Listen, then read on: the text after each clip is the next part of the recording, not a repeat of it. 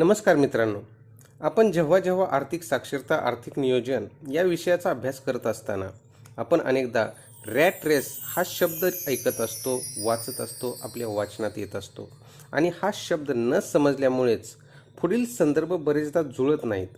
तर काय आहे ही रॅट रेस ते आपण या व्हिडिओच्या माध्यमातून जाणून घेऊया, समजून घेऊया. हा व्हिडिओ पूर्ण स्किप न करता पाहिल्यास रॅट रेस या शब्दाचा गहन अर्थ आपल्या लक्षात येईल. तरी चला जाणून घेऊया रॅट रेस. सर्वसामान्य आयुष्य जगणाऱ्या स्त्री अथवा पुरुषाचा प्रत्येकाचा म्हणजे कष्टाळू जीवन जगणाऱ्या व्यक्तीचा आयुष्याचा मार्ग हा ठरलेला असतो आणि सहसा तो चाकोरीबद्धच असतो.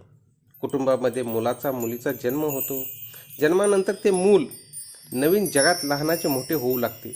शालेय शिक्षणाचे वय झाले की त्याचे नाव शाळेत घातले जाते. प्राथमिक शिक्षण, माध्यमिक शिक्षण पूर्ण करत करत ते मूल पुढे पुढे जात असते.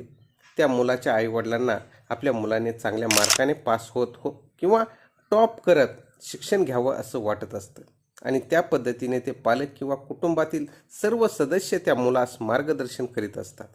मूल चांगल्या गुणांनी शिक्षण पूर्ण करते. त्याच्या पालकास किंवा आईवडिलास समाधान मिळते, धन्यता वाटते. आता पुढे ते मूल त्याच्यावर झालेल्या संस्काराप्रमाणेच अथवा संस्काराचाच भाग म्हणून नोकरीचा शोध घेते आणि त्याला कोणती नोकरी हवी असते तर सुरक्षित आणि चांगल्या पगाराची नोकरी हवी असते. ते मूल, आता आपण त्या मुलास व्यक्ती असं संबोधूया, तर ती व्यक्ती वकील, डॉक्टर, शिक्षक, इंजिनियर यापैकी किंवा कंपनीत अथवा सरकारी नोकरदार यापैकी कोणीतरी बनते. चांगल्या पगाराच्या नोकरीमुळे हातामध्ये पैसा खेळू लागतो. सुरक्षित आणि जवळजवळ महिन्याच्या महिन्याला पैसा किंवा पगार त्याच्या बँक अकाउंटमध्ये जमा होऊ लागतो. बँकेतील कर्मचारी, स्टाफ अशा व्यक्तीला सुरक्षित पगारामुळे बँकेचे क्रेडिट कार्ड ऑफर करते. क्रेडिट कार्डची खासियत अशी असते की तुमच्या बँक खात्यावर शिल्लक रक्कम नसेल तरी क्रेडिट कार्डच्या आधारे काही दिवस तुम्ही बँकेचे बिनव्याजी पैसे वापरू शकता. पण नंतर घेऊया. इथून पुढे नवीन चॅप्टर सुरू होतो. चांगला पगार, जवळ बँकेचे क्रेडिट कार्ड यामुळे आतापर्यंत खरेदीचा सिलसिला सुरू झालेला नसेल तर सुरू होतो.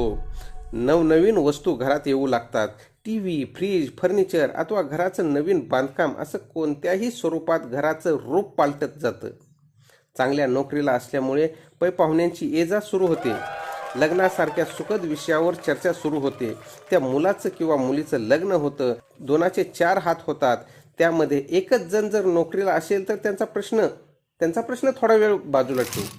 दोघेही नोकरीला आहेत असं समजूया आणि दोघे नोकरीला असतील तर त्यांच्याजवळ दोघांचा पगार असल्यामुळे भरपूर पैसा साठतो. त्यांना मग आपलं नवीन घर असावं असं वाटतं. त्यात नवीन पद्धतीचं फर्निचर असावं, टीव्ही सेट असावा, होम थिएटर वगैरे अत्याधुनिक सुविधा घरात असाव्यात असं वाटतं.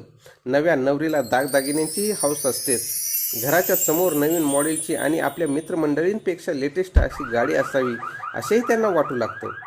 गाडी आली म्हणजे देवदर्शन, छोटी मोठी सहल आणि असा खर्च वाढत जातो आणि कधी पायाखालची वाळू सरकू लागते हे समजून सुद्धा येत नाही. साठलेले पैसे संपतात. क्रेडिट कार्डचाही वापर बेसुमार होतो. डोक्यावर बँकेचे कर्ज वाढू लागतं. अशातच अपत्यप्राप्ती होते. मुलाची जबाबदारी वाढते. त्यांचं दुखणं, आजारपण पाहावं लागतं. संगोपन करायचं असतं. अशातच दोघांनाही दोघांच्या करिअरची चिंता सतावते. करिअर ही महत्त्वाचं असतं. पैसा कमी पडू लागतो. म्हणून हे जोडपं आपल्याला बढती मिळावी, पगार वाढ व्हावी यासाठी दुप्पट काम करू लागतं. अधिकाधिक कष्ट घेऊ लागतात. कंपनीत असतील तर चांगल्या पॅकेजचा विचार करतात. अशातच दुसरेही अपत्य जन्माला येतं आणि मग घरातील जागा अपुरी पडू लागते. मोठ्या घराची आवश्यकता भासते. घरातील खर्च वाढतात. ते दुप्पट वेगाने कामाला वाहून घेतात. बढतीसाठी, अधिक पगारासाठी घेतलेल्या कष्टाचं चीज झालं तर त्यांना बढती मिळते, पगार वाढतो, उत्पन्न वाढतं. उत्पन्न वाढलं की प्राप्ती कर, मिळकत कर, सामाजिक कर यामध्येही वाढ होत जाते. जेव्हा जास्त पगार किंवा जास्त उत्पन्न वाढते त्यावर तशाच प्रकारे वाढीव कर लागत असतात. त्यांच्या पगाराचा आकडा तर मोठा असतो, परंतु पगार कुठे जातो हे त्यांनाच कळत नाही. ते टॅक्स वाचवण्यासाठी कर्ज काढून गुंतवणूक करतात. मुलं मोठी होतात, त्यांच्या शिक्षणाची काळजी लागते, पुन्हा कर्ज काढतात. मुलांचे शिक्षण, रिटायरमेंटच्या तजवीजीची काळजी, अशा चिंता सतावत राहतात आणि अशा पद्धतीने हे भरभक्कम पैसे कमावणारे जोडपं आर्थिक सापळ्यात अडकतं. यालाच रॅट रेस असं म्हणतात.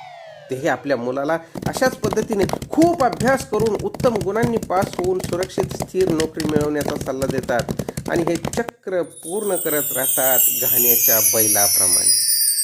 लोक आयुष्यात पैशाविषयी ज्ञान घेत नाहीत, त्याचा अभ्यास करीत नाहीत, वेगवेगळ्या मार्गाचा शोध घेत नाहीत, वहिवाटीचा मार्ग सोडत नाहीत आणि तेही आपल्या मुलाला तसंच कष्टमय आयुष्य जगण्याचा सल्ला देत राहतात. या प्रक्रियेमध्ये जरी आयुष्यभर ते कष्टच करत राहिले असतील तरीही तसाच ते आपल्या मुलांनाही सल्ला देत राहतात, फक्त आयुष्यभर कष्ट करण्याचा. दोघे नोकरीला असलेल्यांची ही अवस्था होत असेल तर मागे सांगितल्याप्रमाणे जोडप्यामध्ये एकच जण जर कमावत असेल तर काय अवस्था होत असेल हे आपण जाणून घ्या. क्रेडिट कार्डच्या वापरावरून पण या शब्दाच्या मुद्द्याचा मी उल्लेख केला. त्यावरती आधारित आपण पुढील व्हिडिओमध्ये क्रेडिट कार्डचा सापळा या विषयाच्या व्हिडिओमध्ये जाणून घेऊया. व्हिडिओ आपणास कसा वाटला हे कमेंटमध्ये सांगण्यास विसरू नका. व्हिडिओ आपणास उपयुक्त वाटत असल्यास आपल्या नातेवाईकांना, मित्रमंडळींना शेअर करा.